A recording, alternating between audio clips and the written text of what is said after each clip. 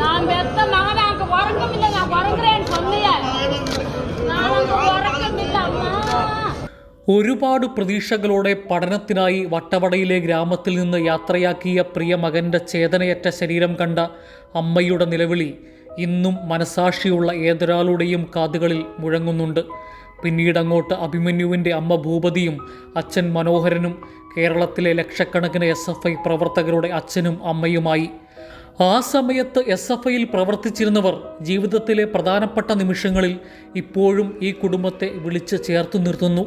അഭിമന്യുവിൻ്റെ സഹോദരൻ പരിജിത്തിനും സഹോദരി കൗസല്യയ്ക്കും ഇന്ന് കേരളത്തിലെമ്പാടും ലക്ഷക്കണക്കിന് സഹോദരങ്ങളാണുള്ളത്. അഭിമന്യു കുടുംബസഹായ ഫണ്ടായി CPIM ഇടുക്കി ജില്ലാ കമ്മിറ്റി പിരിച്ച 68 ലക്ഷം രൂപ കൊണ്ട് ആദ്യം ചെയ്തത് അഭിമന്യുവിൻ്റെ ഏറ്റവും വലിയ ആഗ്രഹമായിരുന്ന സഹോദരിയുടെ വിവാഹം നടത്തുകയായിരുന്നു. അഭിമന്യുവിന് പകരമാകില്ലെങ്കിലും സഹോദര സ്ഥാനത്ത് ഓടി നടന്ന് കാര്യങ്ങൾ ചെയ്യാൻ ആയിരക്കണക്കിന് ചെറുപ്പക്കാർ ആ ചടങ്ങിലേക്ക് ഒഴുകിയെത്തി. വട്ടവടയിൽ നിന്ന് കൊടൈക്കനാൽ പോകുന്ന റോഡ് സൈഡിൽ 1.5 സെൻറ് സ്ഥലം വിലയ്ക്ക് വാങ്ങി 1300 സ്ക്വയർ ഫീറ്റ് വീട് പണിത് കുടുംബത്തെ ഒറ്റമുറി വീട്ടിൽ നിന്നും സുരക്ഷിതമായ ഇടത്തേക്ക് മാറ്റി.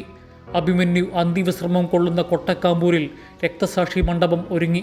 ഗ്രാമസഭയിൽ പങ്കെടുത്ത് അഭിമന്യു മിനിറ്റ്സിൽ എഴുതിച്ചിരുന്നു, ഈ നാട്ടിൽ ഒരു ലൈബ്രറി വേണം.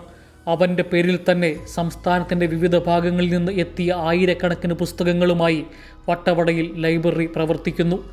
68 ലക്ഷം രൂപയിൽ ബാക്കി വന്ന 23 ലക്ഷം രൂപ മൂന്നാർ സർവീസ് സഹകരണ ബാങ്കിൽ അഭിമന്യുവിൻ്റെ അച്ഛൻ്റെയും അമ്മയുടെയും പേരിൽ ഫിക്സഡ് ഡിപ്പോസിറ്റായി നിക്ഷേപിച്ചു. അതിൽ നിന്ന് ലഭിക്കുന്ന പലിശയിൽ നിന്ന് ആ കുടുംബം അല്ലലില്ലാതെ ജീവിക്കുന്നുണ്ട് എന്ന് എല്ലാ സമയവും ഉറപ്പുവരുത്തുന്നു. അഭിമന്യുവിൻ്റെ 6ാമത് രക്തസാക്ഷി ദിനാചരണത്തിൻ്റെ ഭാഗമായുള്ള ഇടുക്കി ജില്ലയിലെ പരിപാടി വട്ടവട കോവിലൂരിൽ നടക്കും. SFI സംസ്ഥാന പ്രസിഡന്റ് K. അനുശ്രീ ഉദ്ഘാടനം ചെയ്യും. എറണാകുളം മഹാരാജാസ് കോളേജിൻ്റെ പുറംമതിലിൽ വർഗീയത തുലയട്ടെ എന്ന് എഴുതിയതിൻ്റെ പേരിൽ വർഗീയ തീവ്രവാദികൾ അരുങ്കൊല ചെയ്ത അഭിമന്യുവിൻ്റെ സ്ഥാനത്ത് നിന്ന് ആയിരങ്ങൾ ആ മുദ്രാവാക്യം ഏറ്റുവിളിക്കും. വർഗീയത തുലയട്ടെ. കൈരളി ന്യൂസ്, ഇടുക്കി.